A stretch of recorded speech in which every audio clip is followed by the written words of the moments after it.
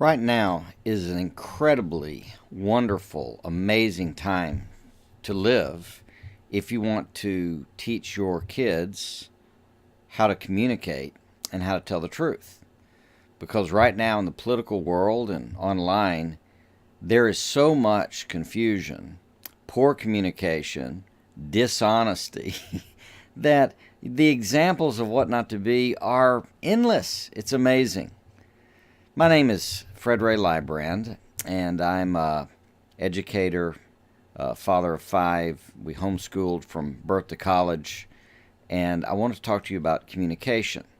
I can't say I was always a great communicator since I started as a kid, but I can tell you that growing up in a home with a dad who was in politics in the state of Alabama was a bit of an advantage. And then having moved on to teach communications at the University of Alabama helped me a little bit too. And I just want you to understand that this comes down to something unusually simple if you want to teach your children about communication. And the simplicity is this. The question is always, what is meant? What did the person speaking mean by what he or she said? What do you mean by what you're saying? And if you'll understand that the goal is meaning, you can start straightening out, the messes that we create in communication. Most people right now are busy with this weird little idea that perception is meaning. Perception is truth.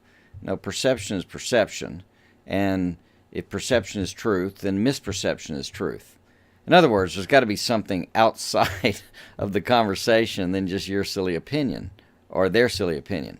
So in all this mess in the media that we've got, where they're putting out fake news, which should be called false news, like false advertising, in that context, the question is always what was meant.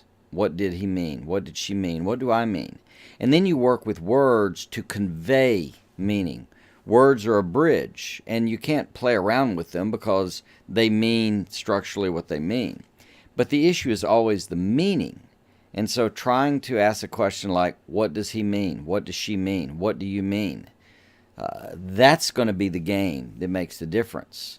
So even in the family, hearing what they say is one thing. That's what you say. But what you mean, that indeed is the other thing. And so we get to what you mean by what you say. Maybe that all sounds confusing, but I assure you, if you'll simply start looking at your kids or get the kids to look at you and say, what do you mean? When miscommunication when you say, I want you to clean your room, and they say, what do you mean? Well, that's actually not that bad. Does that mean straighten it up or to make it so you can eat off the floor? Does it mean to get things out of sight visibly? See, they don't ask what you mean, so they clean it up and you come in and you go, no, this is not clean. Right, you should tell them up front. You should say, I want to come in here in a little bit. Everything's put away. Nothing's out. Bed's made. Everything's in their box, drawer, container. And I'm going to do an inspection. And then you'll learn to connect meaning and communication. Meaning, communication. The focus is meaning. Hope that helps.